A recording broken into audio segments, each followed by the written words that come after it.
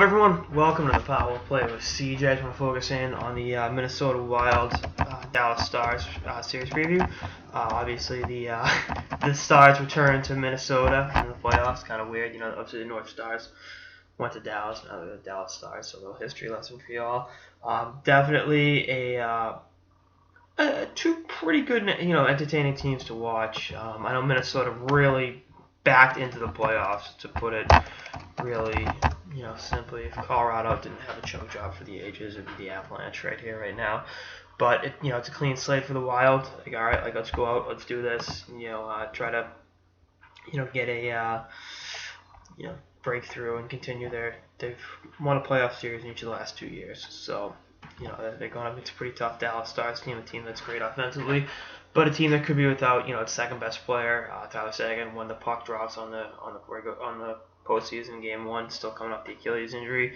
He'll definitely play in the series, just a matter of when, and how effective will he be. I mean, he's a guy that relies heavily upon his speed, so we'll see what that does for him. I mean, you look at it, I think Zach Parise's banged up too, so they're not a wash. Sagan's obviously better than Zach Parise. All due respect to Mr. Parise, but we'll see what, if any, effect that has on the Stars when he does come back.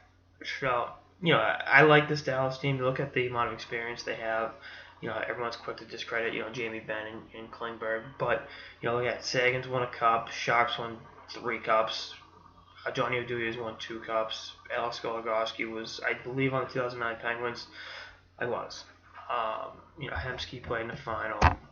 There's all this kind of underrated experience throughout the lineup that, maybe 2 of your 3 most important players weren't exactly, lighting it, haven't exactly gone on lengthy playoff runs. But, I mean, hey, it is what it is, and, you just kind of shake it off and move forward. I think they'll be in good shape when the games really start to matter. I mean, I don't like the goaltending, whether it's Antti Niemi or Kari Lehtonen.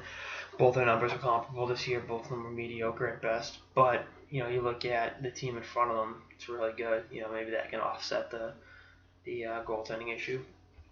Going to the other side of the matchup, Minnesota, obviously shaking things up mid-season, getting Terschetti in there after firing Mike Yeo. I was never the biggest Mike Yeo fan, and I thought he mismanaged ice time a couple times in their series against the Blackhawks in 2014, and I think that cost them the opportunity to go on a lengthy playoff run. So that's there. But they're like Dallas. They're a pretty deep team themselves. You got Koivu, Parise, both really good. Ryan Suter, obviously an upper echelon defenseman in National Hockey League. And then you look at the middle 6 guys, whether it's a Hall or a Palmerville, even Jason Zucker, obviously good friend of the show, Charlie Coyle. Those guys are all really good, and they've got the experience from going up against the Blackhawks, the Blues, they've had a couple of pretty decent series over the years. Obviously, they got swept. But, Colorado, that was a great 7-gamer 2 years ago. So, they know what it takes to succeed in the playoffs. And, again, they struggled mightily down the stretch. But I can see them coming in and, righting the ship against the Stars. It's tough to pick against such a talented Dallas Stars team.